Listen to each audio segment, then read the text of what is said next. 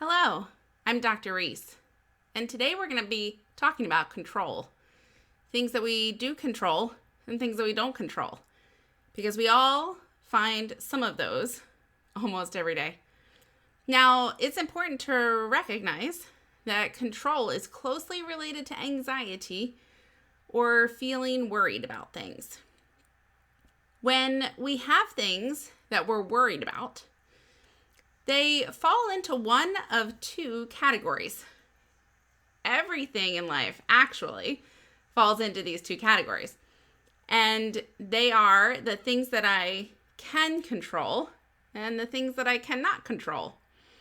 Now, it's important to know that there are things that we can do with each one of these categories that will make us more successful in using our control in the right way. Now, the things that we can control, those are things that we're going to problem solve, create a plan for, and then work our plan. When we do that, the things that we can control actually get better, and our life gets better. However, there are things that we cannot control about life, and these are things that we have to accept, that we have no control over them, and then use our coping skills to calm those feelings. Now, when I say accept, what I mean is that if you don't have control over this thing, then it doesn't matter how much you worry about it or think about it or try to problem solve it. If you don't control it, it's never going to change. So we have to accept that this is something that we just don't have any control over.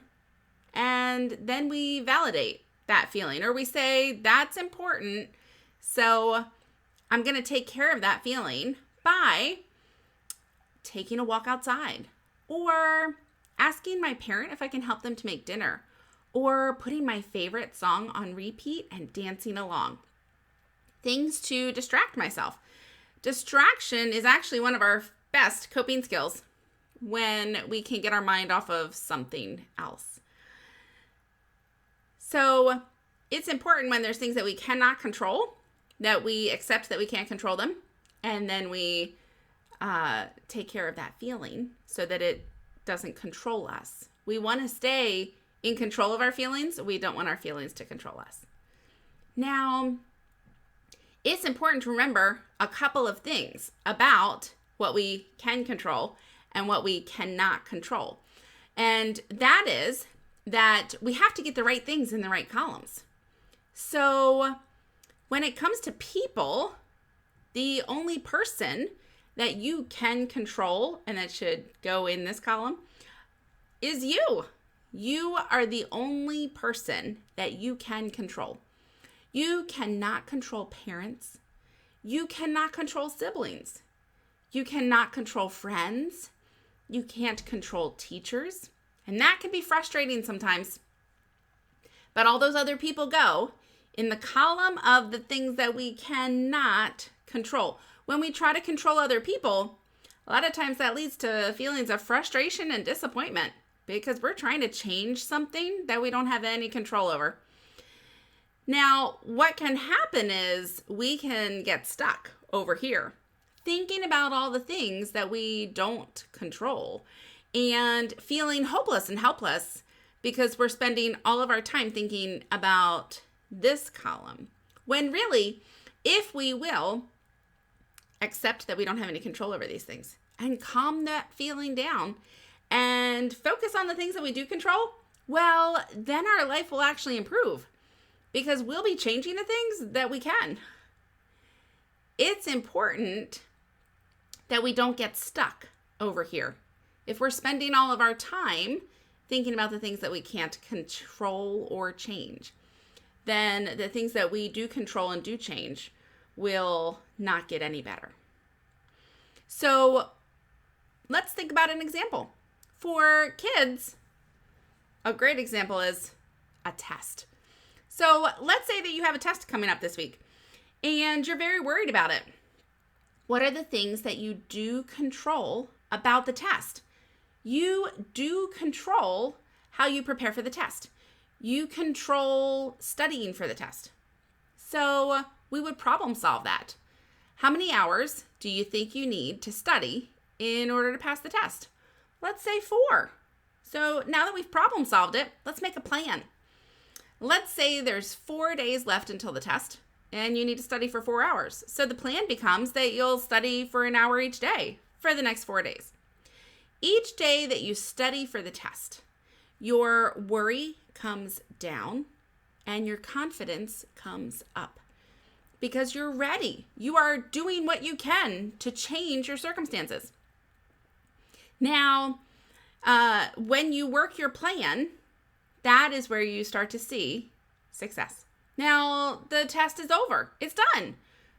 There are things that you now don't control, like how the rest of the kids in the class did and whether or not the teacher's going to grade on a curve, or when the teacher grades the test. Let's say you took it on Friday. Well, Saturday, Sunday, every hour on the hour, you can check your online grade to see if it's been posted yet, but it might not be there because you don't control your teacher and when they grade the test. Now, each time that you check for that grade and it's not there, you can start to feel frustrated, disappointed, and if we don't take care of those feelings, they grow into anger. Or you can take care of that feeling. It's important to take care of that feeling. When you check and the grade is not there, if you can accept that you have no control over when that grade gets posted and that you have no control over your teacher, then when you start to feel frustrated, disappointed, worried, you can use coping skills, calm down skills to take care of that feeling because it is important, and then to focus on some other things that you do control. This is how we use control responsibly and appropriately. Now, it's very, very important to remember that sometimes we start to feel like we don't have any control over our life, but that's not true. We have a lot of control. Sometimes we just are so focused on all the things that we don't control that we get stuck there and forget all the things that we do control. We all control the way that we respond in a given situation. You control how you respond when somebody does something that you don't like, or says something that you don't like, or when you can't do something that you want to do. You have complete control over the way that you respond and how that impacts the relationship or how that results in consequences or rewards. So remember this week that there are things that you do not control, but there are also a lot of things that you do control, and use your control responsibly. Have a great week.